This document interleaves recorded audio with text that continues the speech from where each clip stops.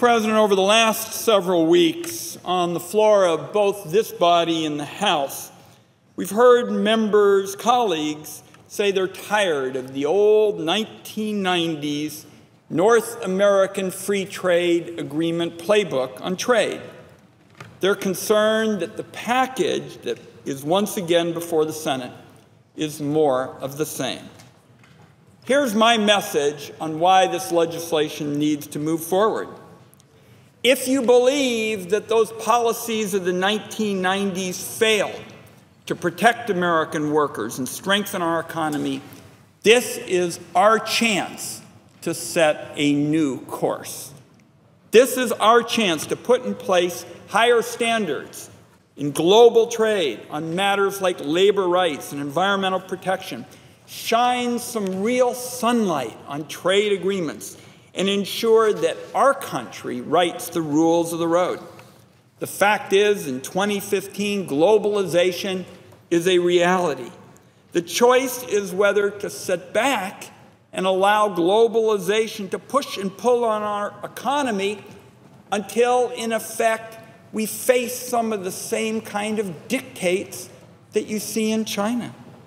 So our choice is either to move now, get into the center of the ring and fight for a stronger economic future, protect our workers and promote our values, or remain tethered to many of those old policies of the 1990s. I say to the Senate today, if you believe like me that it is time once and for all to close the books on the North American free trade era in trade, this legislation deserves your support.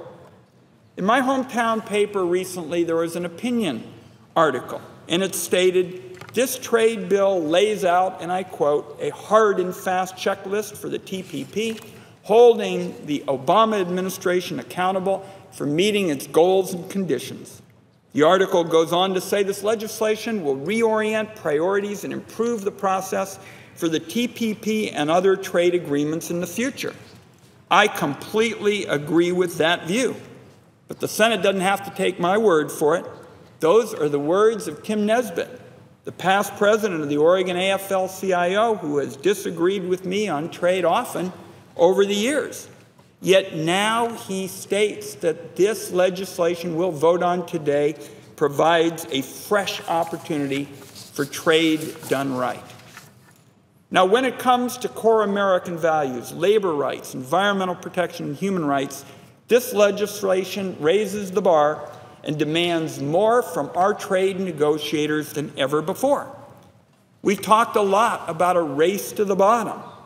My view is, if our country doesn't fight to protect worker rights and the environment with tough enforceable trade agreements, those priorities are going to wither away. China is certainly not going to take up the banner for American values in trade. So if you believe America should stop a race to the bottom on labor rights, environmental safeguards, and human rights, this legislation is our chance to lift global standards up. Now, I want to talk for a moment about the economic potential of this legislation. What we all understand we need to do is make things here, grow things here, add value to them here, and then ship them somewhere. My state knows how to make this happen, and so do many others. About 1 out of 5 jobs in Oregon depends on international trade. Almost 90% of them are small and medium sized.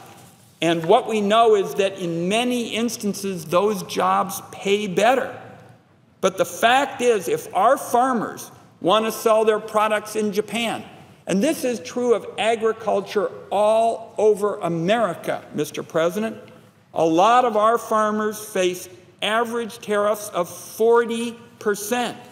That's right, if you want to export some jam to Vietnam, it will be marked up by 90%. If you want to sell a bottle of wine, and we've got wine growers with prosperous businesses all over the country, you've got to fork over 50% of the value to the government.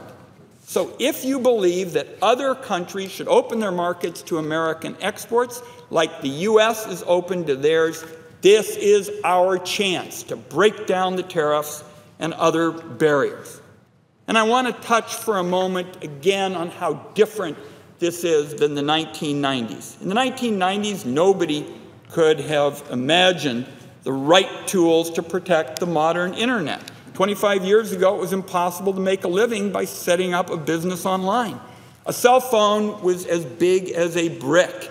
In fact, the NAFTA negotiations began a year before the first website was set up. Today, internet commerce is at the heart of our economy. If you want to cement America's leadership in the digital economy, this is your chance to vote for trade policies that will protect a free and open internet. Now, I want to mention, again, apropos of how different this is, that I have felt for some time that critics of past trade policy have been spot on with respect to a lot of this secrecy, which is just gratuitous. If you believe deeply in trade, as Chairman Hatch and I do, and you want more of it, why should you have all this unnecessary secrecy that just makes people cynical about trade? So we have brought sunshine to this trade debate in a way that is unprecedented. For the first time, before the president can sign a deal, the full text has to be released to the public for 60 days. Before you can have votes in the other body and here in the Senate, there will be no fewer than 4 months when anybody can where people can open up a proposed trade deal and read it for themselves. So picture that, Mr. President.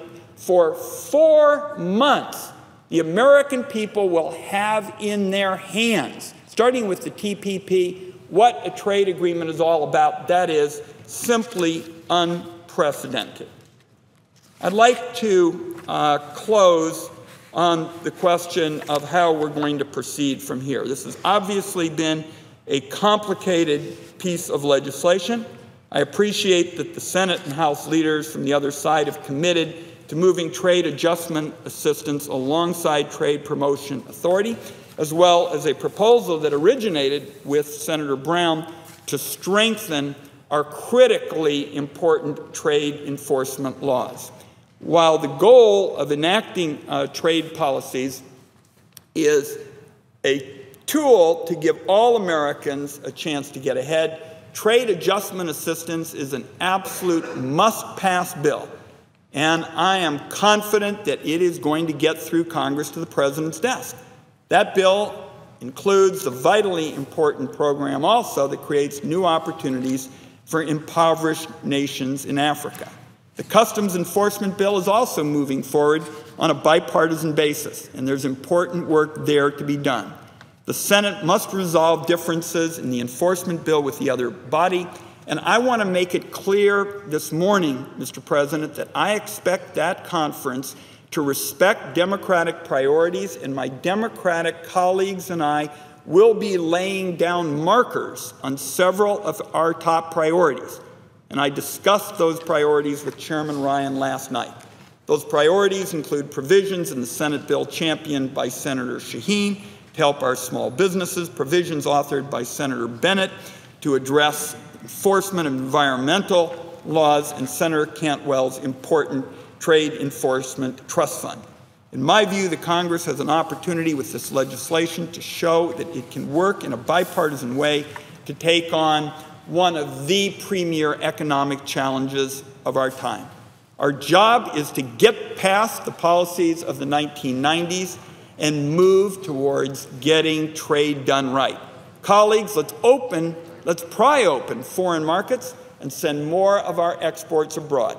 Let's fight for the American brand and the Oregon brand against the trade cheats and the bad actors who are blocking our way. And let's raise the bar for American values and open up our trade policies to sunlight. I urge all in the Senate to vote yes on cloture today and to support this package as it advances this week. And in effect, we get 3 of the important bills done this week and set in motion the fourth. With that, Mr. President, I yield the floor.